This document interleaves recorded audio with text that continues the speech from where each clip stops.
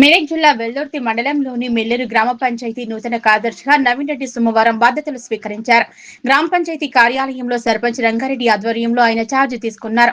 ఈ సందర్భంగా సర్పంచ్ రంగారెడ్డి నూతన కార్యదర్శిని శాల్వాతో సన్మానించి శుభాకాంక్షలు తెలిపారు. గ్రామాభివృద్ధికి, ప్రజా సమస్యల పరిష్కారానికి సమన్వయంతో పనిచేయాలన్నారు.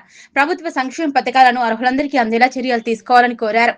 బాధ్యతలు చేపట్టిన పంచాయతీ కార్యదర్శి నవీన్ రెడ్డి మాట్లాడుతూ గ్రామంలో పారిశుద్ధ్యం, మంచినీటి సరఫరా, వీధి దీపాల నిర్వహణ, పన్నుల వసూలుపై పత్రిక దృష్టి సారిస్తానన్నారు.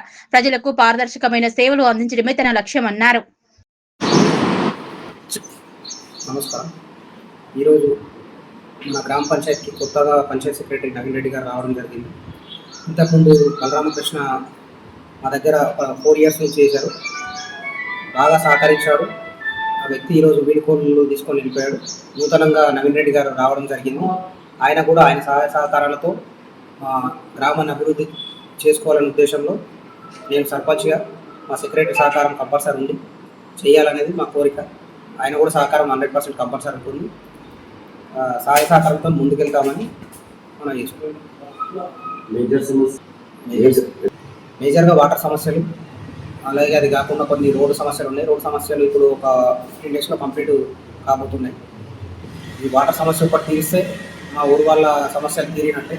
ఏమున్నాయి, చిన్న చిన్న పింఛన్లై, ఇంద్రమ్మ ఇండ్లై, అవి కూడా ఉన్నాయి.